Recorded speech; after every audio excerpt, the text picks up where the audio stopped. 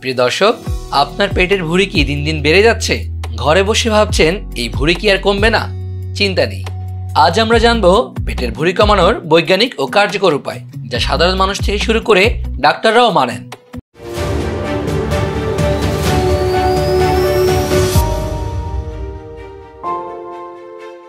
আমাদের শরীরের অতিরিক্ত মেদ যখন পেটের ভেতরে জমে যায় তখন তাকে বলা হয় ভিসারাল ফ্যাট।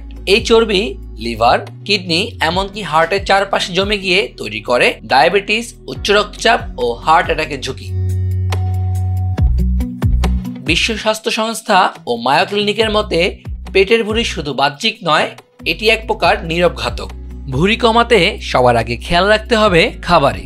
হ্যাঁ, শুধু ব্যায়াম করলেই হবে না। চিনি, ভাত, পাউরুটি, কোমল পানীয় এগুলো যতটা সম্ভব এড়াতে হবে। বেশি করে প্রোটিন খান, যেমন ডিম, ডাল, মাছ, এসব মেদ কমায় আর পেট ভরায়। প্রতিদিনের খাবারে রাখুন ফাইবার, যেমন ওটস, সবজি, ফলমূল।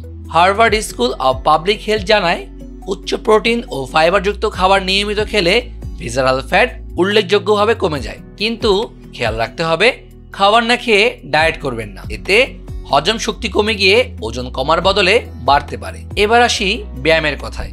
আপনি যদি ভাবেন ব্যায়াম করলেই ভুঁড়ি কমে যাবে, তাহলে ভুল করছেন। American college of sports medicine বলছে সপ্তাহে অন্তত 150 মিনিট মাঝারি মাত্রার ব্যায়াম যথেষ্ট। এর মধ্যে রয়েছে কার্ডিও এক্সারসাইজ, যেমন হাঁটা, দৌড়, সাইক্লিং।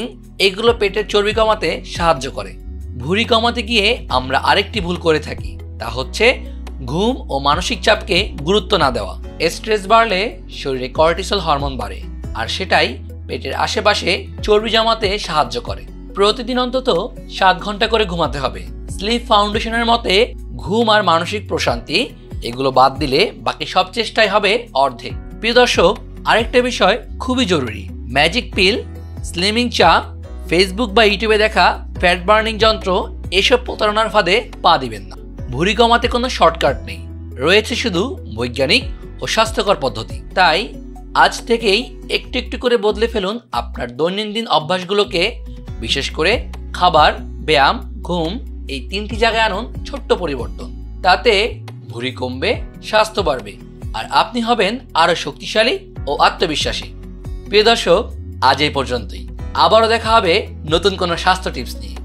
আপনারা কি ধরনের স্বাস্থ্য টিপস পেতে চান তা কমেন্ট করে জানিয়ে দিন, আর যুক্ত থাকুন ডক্টর টিভির সাথে। ধন্যবাদ।